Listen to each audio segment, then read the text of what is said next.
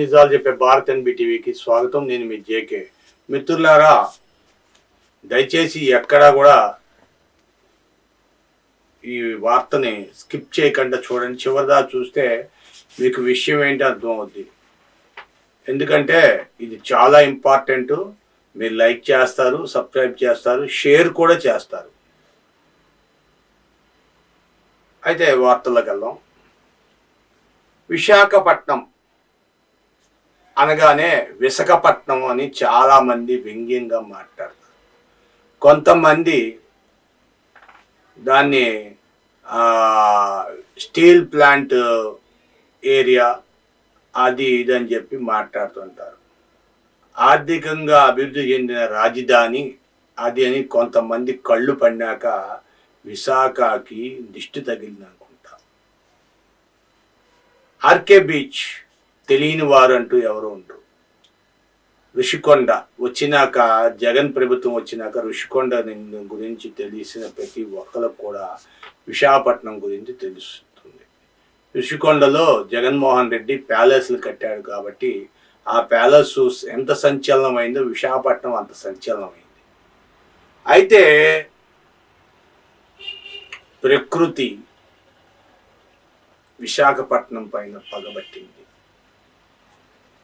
సముద్రం RK beach దగ్గర సముద్రం సుమారు 400 అడుగులు చిలుక సముద్రం లోనికి వెళ్ళిపోయి.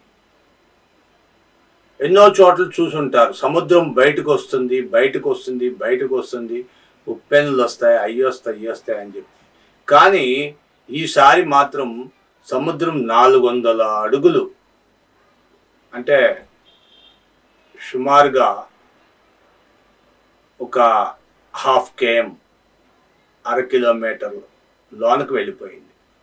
దాంతో విశాఖపట్నంలో ఆర్కే బీచ్లో చూసి ఆనందిద్దాం అనుకున్న ఎంతోమంది చాలా విషాదంగా,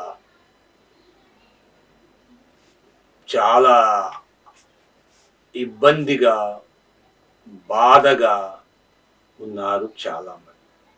అయితే విశాఖపట్నం సముద్రం తాలూకా నీటిపారుదల శాఖ వారు చెప్పడం ఏంటంటే, చాలా జాగ్రత్తగా ఉండండి, దయచేసి ఎవరు కూడా సముద్రం లోనకి వెళ్ళిందని చెప్పి మీరు లోనకి వెళ్ళబాకండి. అలలు చూడడానికి కానీ, అలల తాకిడికి కానీ. శనివారం నాడు సాయంత్రం జరిగింది ఇది. ఒకేసారి వితౌట్ ఎనీ ఇన్ఫర్మేషన్ మన నాగార్జున స్టూడియో మన పడేశారు, ఎన్కన్వెన్షన్ స్టూడియో. దానికి అన్ని ఆంక్షలు ఉన్నాయంటున్నారు.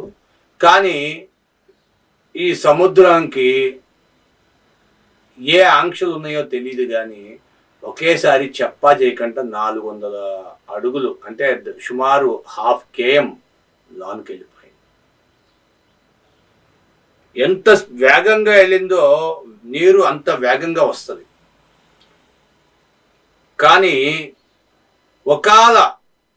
ఒకవేళ ప్రజలు, టూరిజంకి వచ్చిన ప్రజలు కానీ ఆనందిద్దామని చెప్పి లోనికి వెళితే అన్ని రాళ్ళ గుట్టలే. చాలా ప్రమాదకరం. ఎంత ప్రమాదకరం అంటే ప్రాణాలు పోయే అంత ప్రమాదకరం. ఎందుకంటారు? ఎందుకింత మీరు చెప్తున్నారు? సముద్రం నీళ్లు రావడము చాలా స్పీడ్గా వచ్చేస్తాయి. ఎంత స్పీడ్గా లోనికి వెళ్ళిపోయిందో అంతకంటే వేగంగా ముందుకు వస్తుంది. అందుకని విశాఖపట్నం పోర్టు తాలూకా వాళ్ళు చాలా జాగ్రత్తగా ఉండండి, రాళ్ల మీదకి వెళ్ళొద్దు, సముద్రంలోకి దిగొద్దు. మీరు ఎట్టి పరిస్థితుల్లో దిగితే మీరు మరణాన్ని సంభవించుకుంటుంది. ఎంత వేగంగా వెళ్ళిందో అంత వేగంగా, without any information, without any warranty or any security information లేకుండా అంతే వేగంగా వచ్చేస్తుంది సముద్రం బయటికి. కాబట్టి ఇది చాలాసార్లు జరిగింది. విశాఖపట్నానికి ఇది కొత్త కాదు. కాబట్టి మీరు దయచేసి ఎవరు కూడా మీరు సముద్రం అవకాశం ఇచ్చిందని చెప్పి లోనికి వెళ్ళొద్దు అంటున్నారు. అదేదో దేశంలో ఈజిప్టో ఎక్కడో సముద్రం దారిస్తుందంట, లోనకి వెళ్ళి అక్కడ ఏదో చర్చి ఉంటుందంట, ఆ చర్చిని చూడడానికి దాన్ని నమస్కరించుకొని రావడానికి సముద్రం దారిస్తుందంట. అది ఎంత నిజమో తెలియదు, కానీ ఇది మాత్రం ప్రతి ఒక్కరికి కళ్ళకు కట్టినట్టు గంతలు కట్టినట్టుగా కనబడుతుంది. కాబట్టి దయచేసి ఈ విషయాన్ని మీరు లైక్ చేస్తారో సబ్స్క్రైబ్ చేస్తారో తెలియదు, కానీ 10 మందికి కాదు 100 మందికి షేర్ చేయండి. ఎటువంటి పరిస్థితుల్లో సముద్రంలోకి రాళ్ల మీదకి వెళ్ళి సెల్ఫీలు దిగడం కానీ అలాంటి పనులు ఏం చెయ్యొద్దు. విశాఖపట్నంలో ఇప్పుడు ప్రమాదం అంచునున్నది. సముద్రం ఏ సమయంలో అయినా బయటకు వచ్చే అవకాశం ఉంది. కాబట్టి దయచేసి మిత్రులారా, దయచేసి ఎవరు కూడా లోనికి వెళ్ళొద్దు.